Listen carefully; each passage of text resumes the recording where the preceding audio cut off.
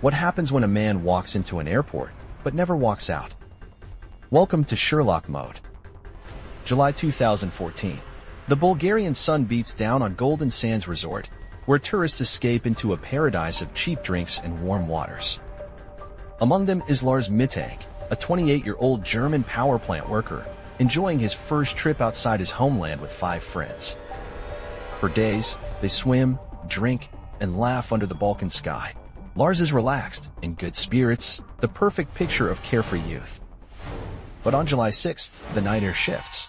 At a local bar, Lars, a devoted Werder Bremen fan, argues with Bayern Munich supporters over football.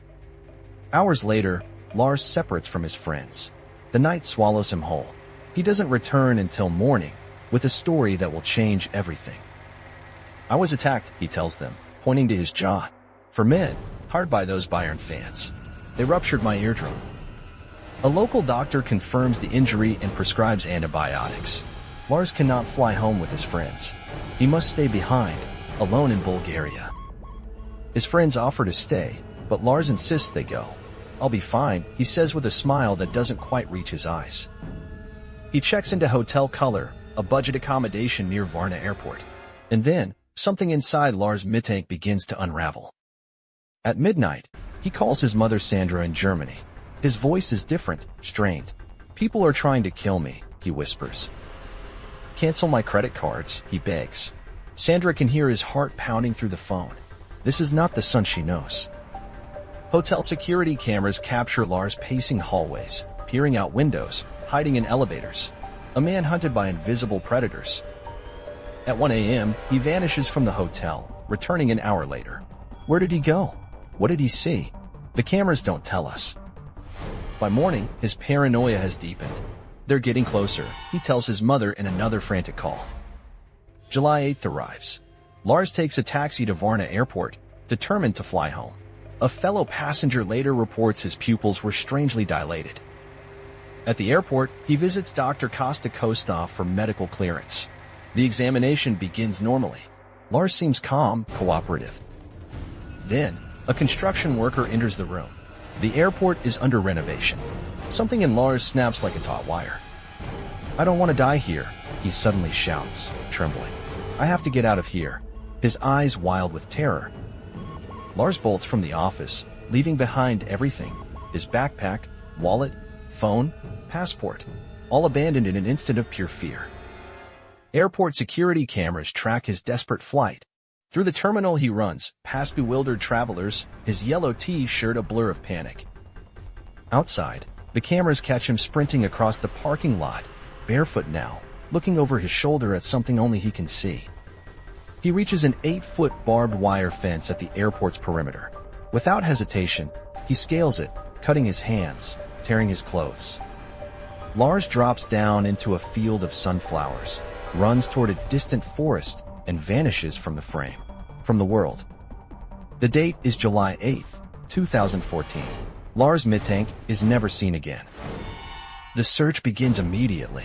Bulgarian authorities comb the fields and forests surrounding Varna airport. Nothing. Drones fly overhead. Cadaver dogs sniff the underbrush. Lars's mother Sandra flies to Bulgaria, desperate for answers. "It's like the earth swallowed him whole," she tells reporters, her eyes hollow with grief and confusion. She hires private investigator Andreas Gudig, who checks hospital records for unidentified patients. Nothing. No trace of Lars anywhere. As days turn to weeks, theories multiply like shadows at dusk. Was it the medication? Dr. Kostov insists Lars never filled his prescription. Was it a head injury from the fight? Concussions can trigger psychosis, paranoia, erratic behavior. But why the sudden terror at the airport? Darker theories emerge from the internet's depths. Was Lars involved in drug smuggling? Organ trafficking? Was someone really after him? The CCTV footage goes viral. Millions watch Lars's final moments, his desperate flight becoming the internet's most haunting disappearance. A year passes. A truck driver reports picking up a hitchhiker in Varna who resembled Lars. The lead goes nowhere. 2019. Another driver claims to have given a ride to a man with long hair and a beard from Dresden to Brandenburg, Germany. His eyes were tired, his cheekbones prominent, the driver says. It was him. Older, but him. Police investigate. Another dead end.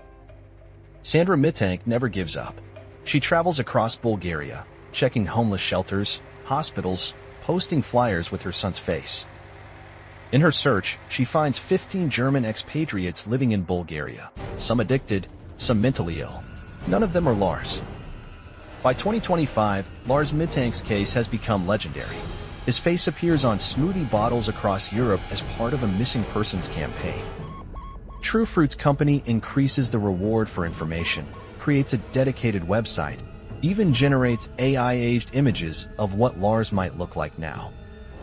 But the forest keeps its secrets. The sunflower fields bloom and wither each year, silent witnesses to whatever happened that July morning.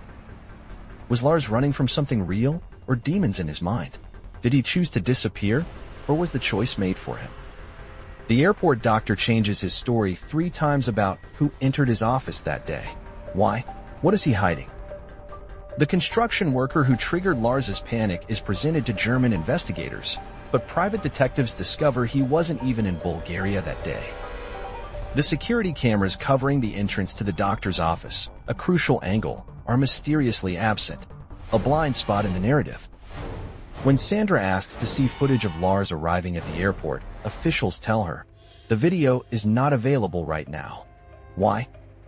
Let us analyze what we know.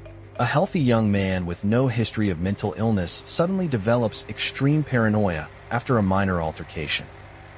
His behavior suggests genuine terror, not mere confusion. His mother heard his heart pounding through the phone. He believed the threat was real. The doctor's inconsistent statements, the missing footage, the mysterious construction worker who was never identified. These suggest something beyond simple psychosis. Perhaps Lars saw something he shouldn't have. Perhaps he became entangled in something dark during those missing hours the night before his friends left. Or perhaps the simplest explanation is true. A head injury, combined with stress and isolation in a foreign country, triggered a psychotic break. The forest holds the answer. Somewhere in those woods, the truth about Lars Mittank waits to be discovered. His mother still believes he's alive, perhaps living with amnesia, unable to remember who he is or where he came from. I will never give up on him, Sandra said in 2020. I believe he's out there somewhere, and I believe we will find him. The clock ticks on. Lars Mittank would be in his late 30s now. His case remains one of Europe's most baffling modern disappearances. What makes us shiver is not just that Lars vanished, but that we watched it happen, a man running from something we cannot see.